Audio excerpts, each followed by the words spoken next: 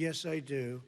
And again, he's been in government 47 years. He never did a thing except in 1994 when he did such harm to the black community. And they were called, and he called them super predators. And he said that. He said it, super predators. And they have never lived that down. 1994, your crime bill, the super predators. Nobody has done more for the black community than Donald Trump. And if you look, with the exception of Abraham Lincoln, possible exception, but the exception of Abraham Lincoln, nobody has done what I've done.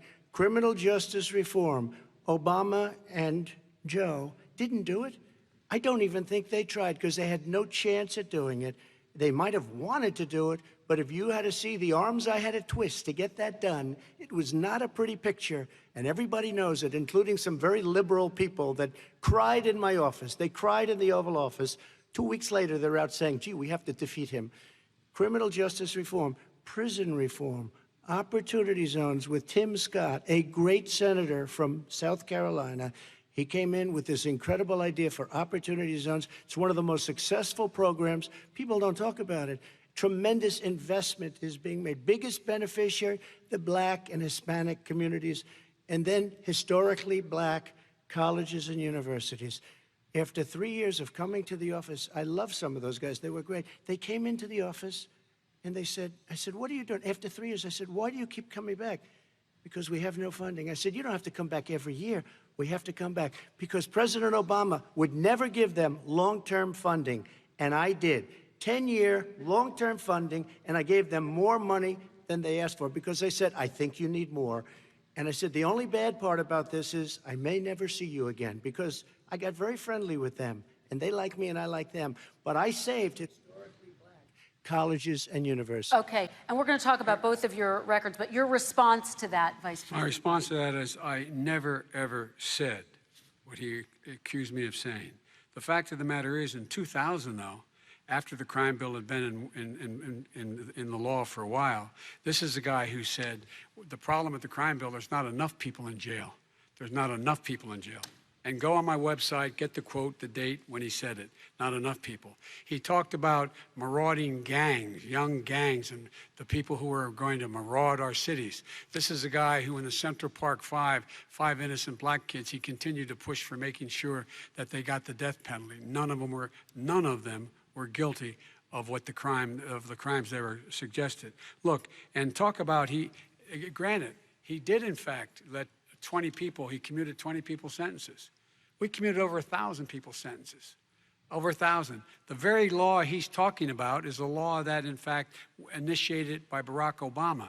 And secondly, we're in a situation here where the federal prison system was reduced by 38,000 people under our administration. And one of these things we should be doing, there should be no minimum mandatories in the law. That's why I'm offering $20 billion to states to change their state laws to eliminate minimum mandatories and set up drug courts. No one should be going to jail because they have a drug problem. They should be going to rehabilitation, not to jail. We should fundamentally change the system, and that's what I'm going to do. But why didn't he do it 4 years ago? Why didn't you do that 4 years ago, even less than that? Why didn't you do it? You were vice president. You keep talking about all these things you're going to do, and you're going to do this. But you were there just a short time ago, and you guys did nothing. We did. You know, Joe, I ran because of you. I ran because of Barack Obama, because you did a poor job. If I thought you did a good job, I would have never run. I would have never run. I ran because of you. I'm looking at you now. You're a politician. I ran because of you. All right, Vice President Biden, your response to that, and then I do have some questions for both of you. Well, I tell you what, I hope he does look at me, because what's happening here is, you know who I am, you know who he is, you know his character, you know my character, you know our reputations for honor and telling the truth. I am anxious to have this race. I am anxious to see this take place. The character of the country is on the ballot. Our character is on the ballot. Look at us closely. Let me ask some follow-up. Please respond, and then we're going to have follow-up questions. If this stuff is true about Russia, Ukraine, China, other countries, Iraq, if this is true, then he's a corrupt politician. All right. So don't give me the stuff about how you're this innocent baby. Joe, they're calling you a corrupt politician. Nobody's Take a look President at the Trump, I laptop wanna from stay hell. on the issue Excuse of me, race. We're take a talking look at about the issue. laptop from hell. President Trump, we're Nobody. talking about race right now, and I do want to stay on the issue of race. President Trump, And I you've have to just respond to that. Please, Because look, very there quickly. are 50 former national intelligence folks who said that what he's accusing me of is a Russian plant. They have said that this has all the five former heads of the CIA, both parties, say what he's saying is a bunch of garbage.